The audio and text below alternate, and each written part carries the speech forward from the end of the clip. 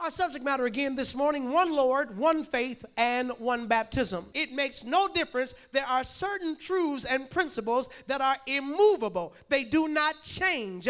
They are irrevocable, and we need to be aware of them that we can speak the same thing.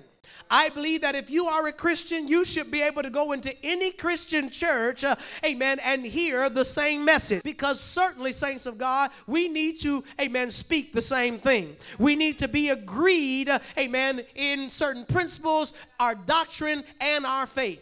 One Lord speaks to us of the fact that there is one God and Father of us all. There's nothing but one God. I don't care if you talk to someone that is a part of a Muslim faith, an Islamic faith. Amen. They say Allah, Jehovah's Witness, they'll say Jehovah. It's only one God. Jesus died for the sins of the world, and faith through the works of Christ brings salvation, and that's the only way that a person can access God. It is important that as Christians, that we, the family of God, speak the same thing.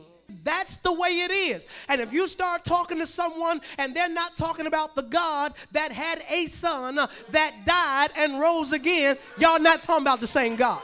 Finally, there is one baptism, and that is to be baptized in water and spirit. There is only one way to be saved, to be born again, to have eternal security, and that is through the new birth, through being baptized into the body. Paul is dealing with this. He says, is Christ divided?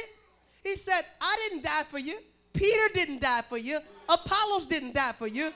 Don't say that you're of Paul, you're of Apollos, you're of Peter, but we are all of one. We're born again of Christ. You got to understand that Christ must be our focus. Christ must be the one that we acknowledge as who died for us, who rose again for us, and he must be our message. That goes for everybody. That's everybody that you see, everybody that lives, moves, and breathes. There is no different message for the Indian.